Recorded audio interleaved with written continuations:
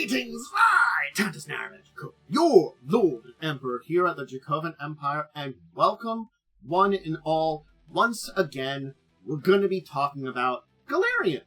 I hope you're enjoying learning about the Pathfinder role-playing game's world setting.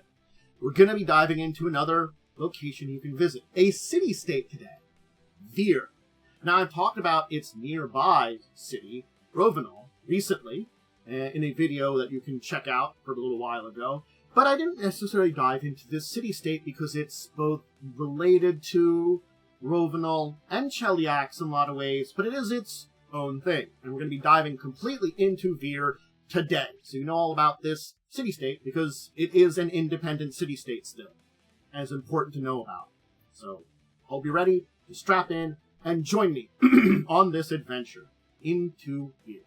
So, just remember, do all the normal supports on every places, and I'll give a normal shout out of Vyre. Now, where would I look in to give more information on Vyre? Which you can do a little bit more information on Vyre. Of course, you can dive into some books about things. Where would I start? Well, from first edition, the Inner Sea World Guide is a good place to start, and the Lost Omen World Guide. And of course, then the Age of Ashes, Tomorrow Must Burn has a little information on Vyre. It does have some things that take place in there. There are a number of other smaller books that you can call about, but I felt like these three books were the best to kind of point things out for now, and give you an idea of where to give your research. There are other places that mention it, and other adventures that mention it.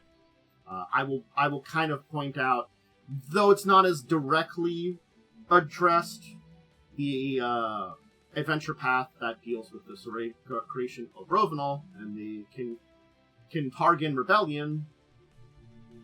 Yeah, I'm going to check that out. Anyway, Vyre. It's a city-state. It is independent. It's located on Vyre Island. Hey, in Nextrish Bay. It is very close to Rovinal. These are all very important facts. Vyre Island, just as basic, there really isn't a lot on there except for Vyre. The rest is barren wilderness, rugged hills, places that aren't very good for mines, abandoned monsters. Yeah. So, other than the city-state, the island doesn't really have a lot else to it. So that's why we kind of focus on this. Vyre, also known as the City of Masks, has a very simple history. It was founded in 1673 AR, more than 1,300 years before Cheliax. So that's an important note here. It was formed way before Cheliax. It is, in fact, like thousands of years old at this point in time. Very old at this point. So, like, the rebellion where, it's around 4724 now. That's 3,000 years old. It was founded by settlers from Taldor, from Corianton. These original settlers were looking to escape governmental and societal limitations, and so it became a place that had a reputation of exotic and parious pursuits. Now, that's it. And of course, when Cheliax succeeded from Taldor, it joined with old Cheliax, again, kind of kept to itself for the longest period of times. Things changed when Rovinal succeeded from Cheliax, during the rebellion, and basically the kings and queens of Vyre, we'll talk about them in the government, endorsed Domnia Gilia Benalius, Rovinal's new ruler. And they did this in exchange for basically leaving the city-state independent, and to basically ignore all of its other questionable trade allegations and things like that.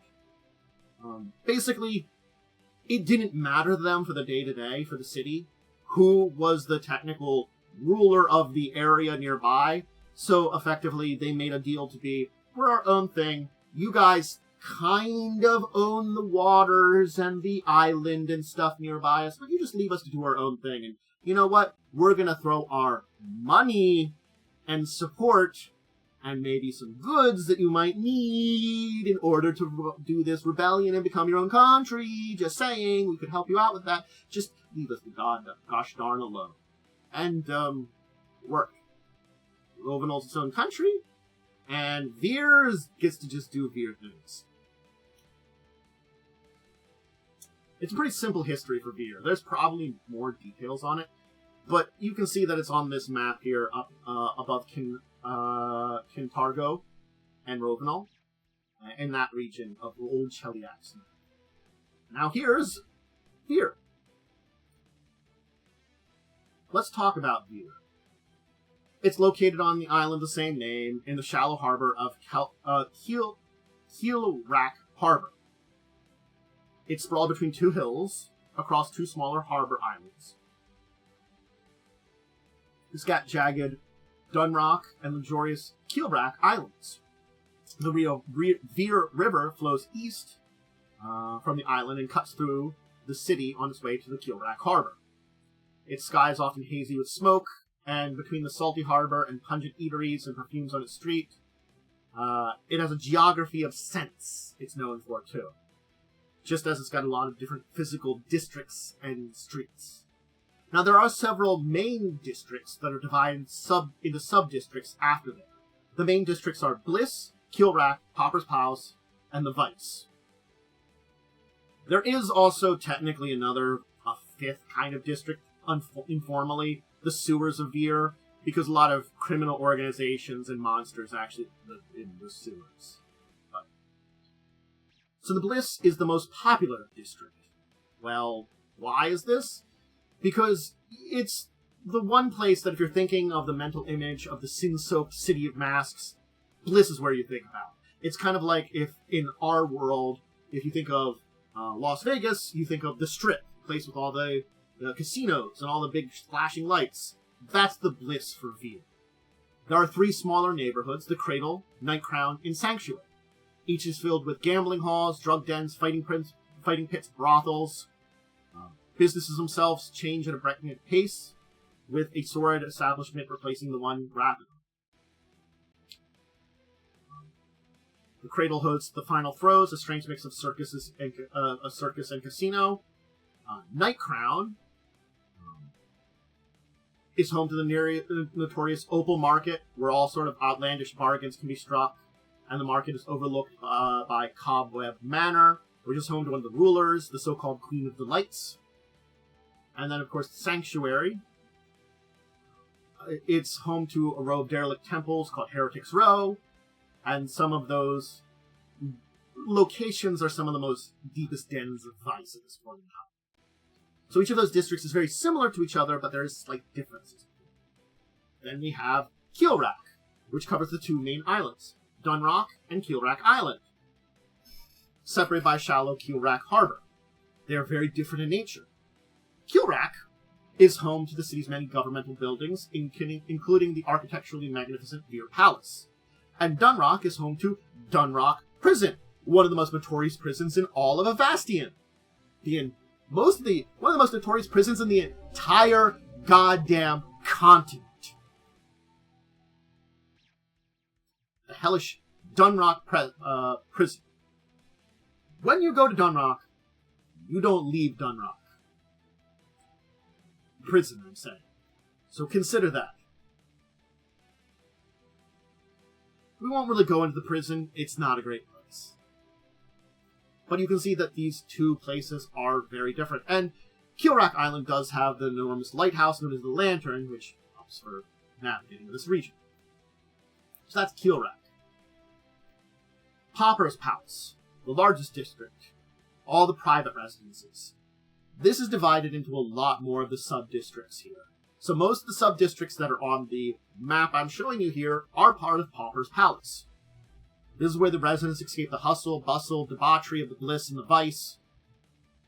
The application to become a citizen here is long and arduous. The city doesn't discriminate, making this place an incredibly diverse population of Avery ancestry,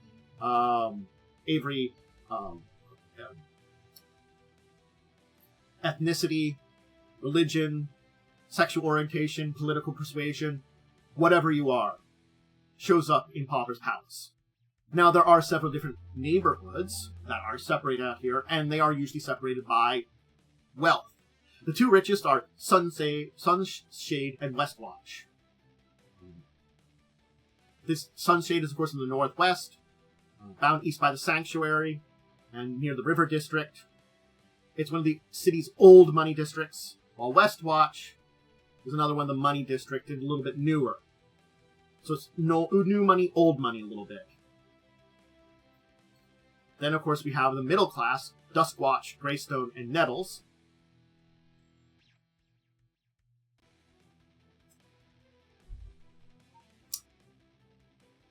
Duskwatch is a pretty simple district.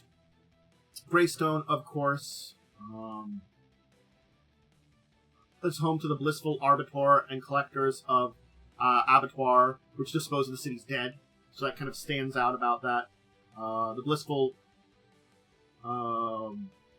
abattoir is basically, combine those two is where the dead go.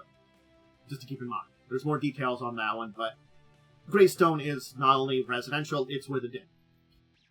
The Nettles, again, is another one. We're kind of like going in order of value, but we're still middle-class kind of neighborhoods here, so there's some difference between them. Then we get into the slums, which is the Whispers. Yeah, again, it's its main slum, with alongside a much smaller Gravelent Gardens, which is another kind of slum area. It's near the sea in the corner there. And finally, the River District, which is also part of this entire area here. Well, it's the beating heart of Pauper's Palace. It's the most diverse district. It's home to a park-turned-open slum known as Graveyard Gardens, as well as Darkhole's Sanitarium, where the mentally ravaged or debauchery wash up. It's bisected by the Vyre River. So yes, the River District's the place where we have a mixing of all the different kind of groups. Like all those other districts, or sub-districts I talked about, they all are very divided up in the Pauper's Palace. By wealth, it tends to be. The river is kind of that, like, cosmopolitan. You can have rich and poor next to each other a lot more. Of course, middle class, too. The Vice, which is Old Vyre and South Market sub-districts. It's got inns, it's got hostels, it's got brothels. You know, it's where you're going to be staying a lot of time in the Vice. And it's also gained its name from the belief that when most people arrive, this is where they kind of go to. This is the place that grabs visitors and never lets them go. It does also contain a lot of the city's infrastructure.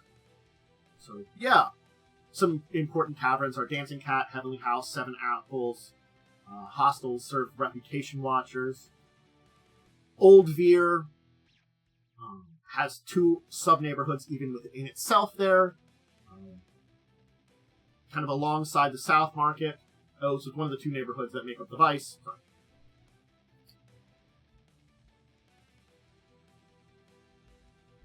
Anyway, a lot of occult museums will show up here in a freak show known as Munchkuff's Quay. South Market also again has that infrastructure, and you know, one's the old kind of the old city. Others probably got a lot more shops. There you go. But that gives you a general idea of Vyre. And as you can see, I talk about all the various, like, this map here shows a lot of the more sub-districts and divided up. But I think it was a good one to kind of give you an idea of what's in Vyre. Now this is one of the queens/kings of Vyre, because we got to talk about who's in charge of this place. Before we talk about the kings and queens, before we talk about the masks of Vyre, which is also important to them, we have to talk about the promises, the 5 rules that govern the residents and visitors. Compact enough to be carved near statues throughout the cities. It's a very chaotic city, but there are rules, there are laws. 1. I shall honor all coin. This means all transactions are assumed final and binding, and all prices are negotiable. This rule also prohibits theft. I shall speak many names. 2. That means all people should accept any name given to a person Vyre, by a person Vyre, regardless of their veracity, and without ever revealing the person's identity if they conceal it. It means whatever name they give, that's the name they have. 3.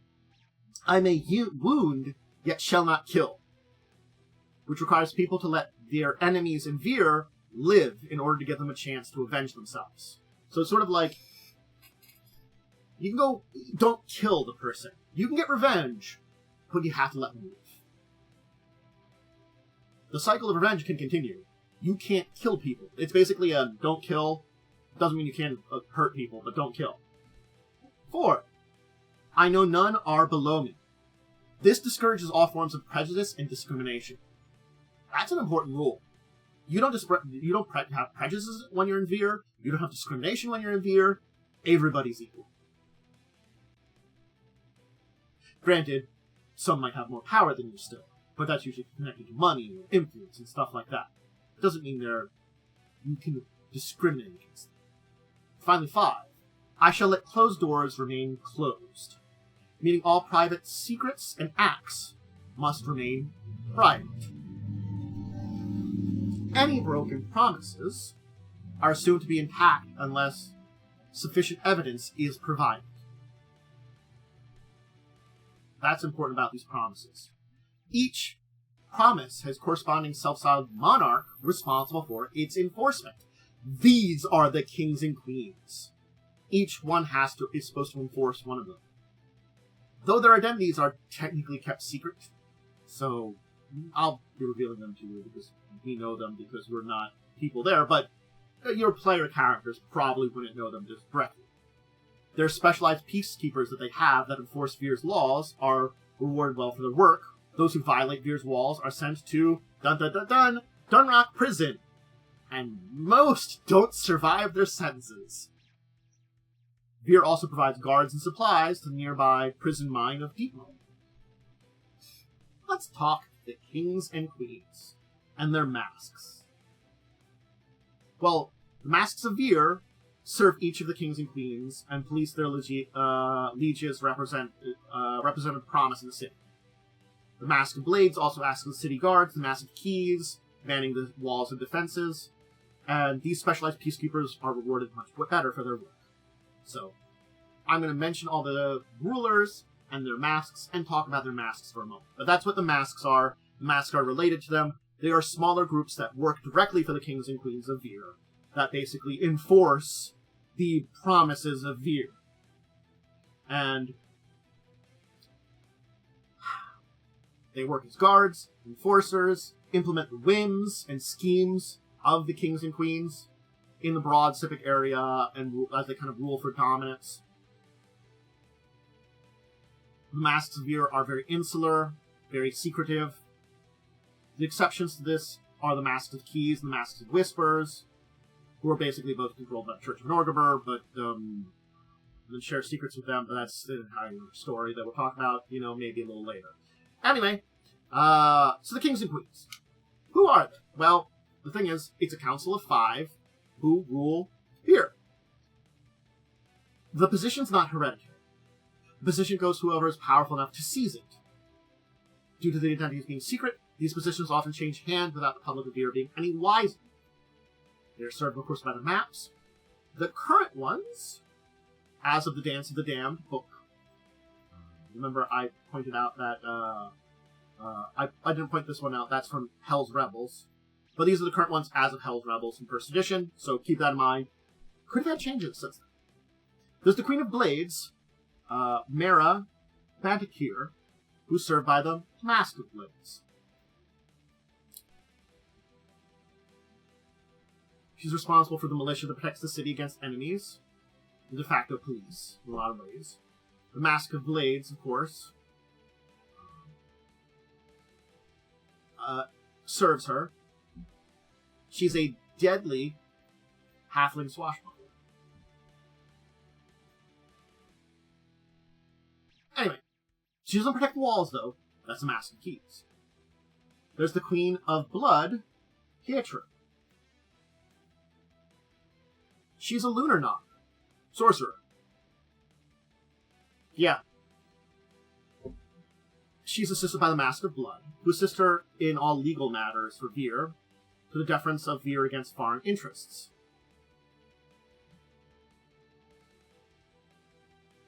She is the weakest of the Naga kinds, but she's an influential figure in Vyre, without being known as a queen. She's the owner of the hostile The Heavenly House, in the old Vyre neighborhood of Vice. And she leaves the management to the self-deprecating Slip King, Goliath Thamus. Of course, the Masks of Blood are the ones that work for her. They assist the foreign interests, oversee legal things. The Queen of the Lights, which I'm showing right here. This is our Queen of Lights, the Cambion aristocrat witch. Yeah. She is currently in charge of the Masks of the Lights, who oversee, well, she oversees the opal market from her residence in Cobweb Manor. And the Masks of the Lights help her in policing all matters of trade, commerce, and entertainment within the city. So she's internal politics. The King of Keys is, of course, Golarion Solazargar, a human cleric rogue, who is a servant of the god of Norgrimmar. Hey, I mentioned the Queen of Whispers and the King of Keys are devoted to Norgrimmar. So, King Key and Whispers are here, and here's one of those two to Norgrimmar. He's a secret follower of Norgrimmar, worshipping his aspect as Father Skinshaw. And he's also the warden of Dunrock Prison. So, yeah. Servant of Norgrimmar, a king of the area, master of the keys, and in charge of the prison. Yeah. Mask of Keys, of course. Yeah. They supposedly serve the city of Vyre in maintaining keys and locks that protect the city. But again, the Church of Norberger has basically influenced them. And finally, the last of the kings and queens of Vyre is Queen of Whispers, Samanity. A Jorogumono rogue.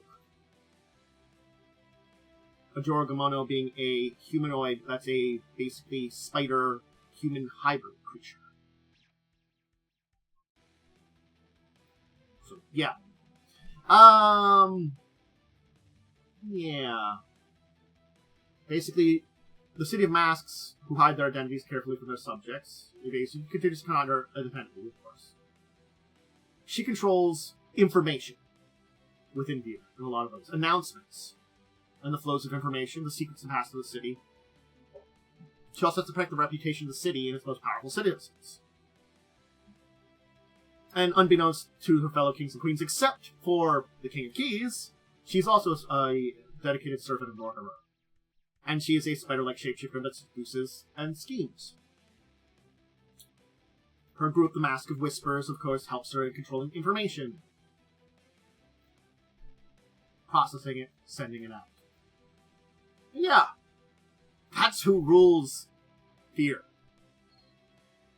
Now, it is independent, since, again, though, prior to Rovinal declaring its independence, Vyre still was kind of independent.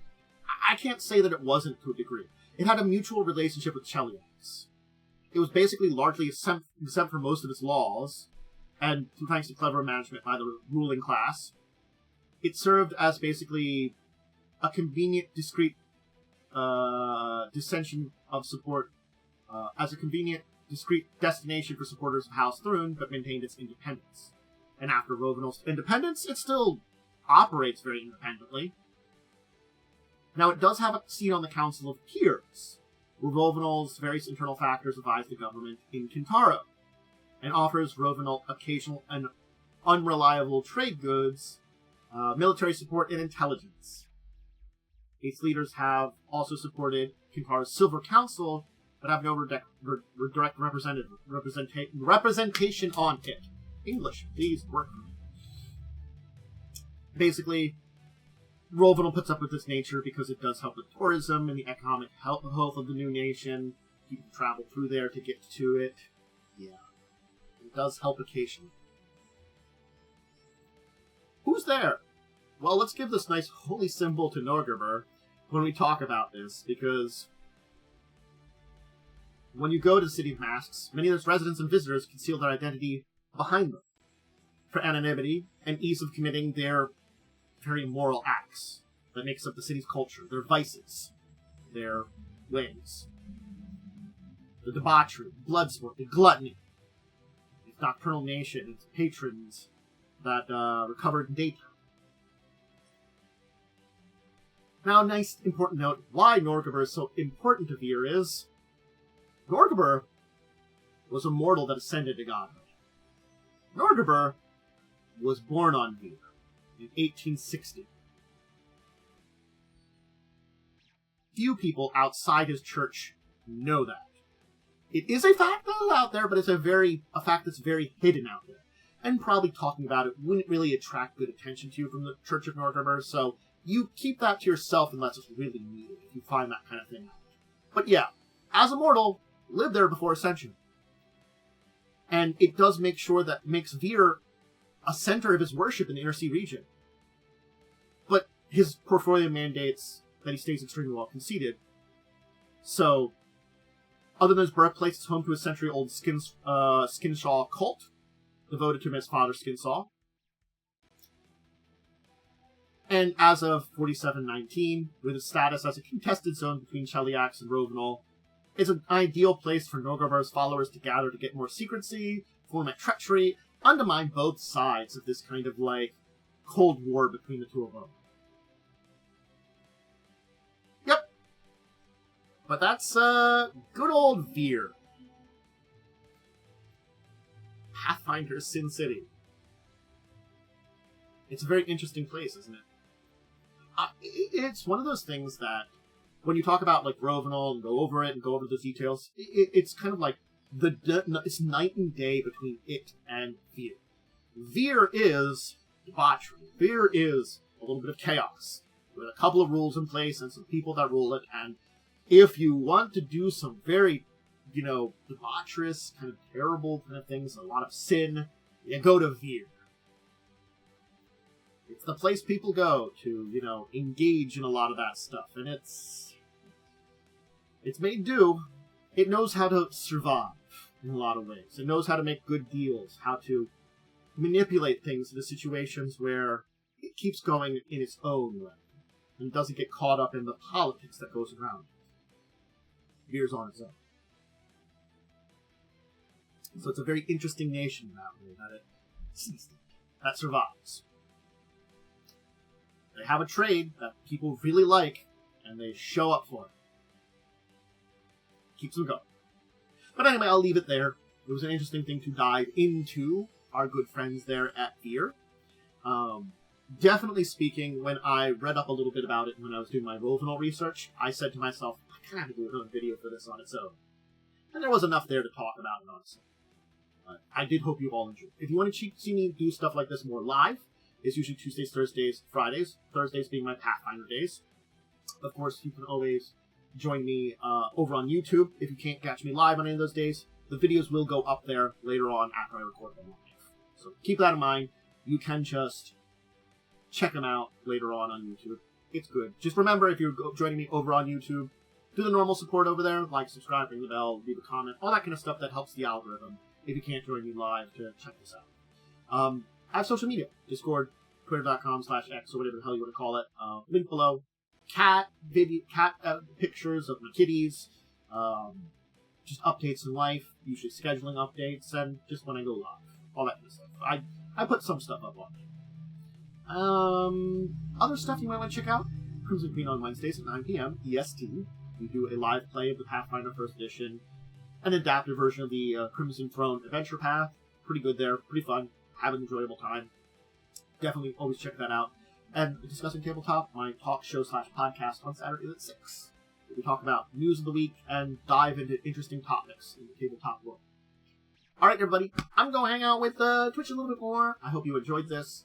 Until the next time we chat, we learn about anything, or we dive into anything related to tabletop, Pathfinder or otherwise, I bid you all a deep and wonderful farewell.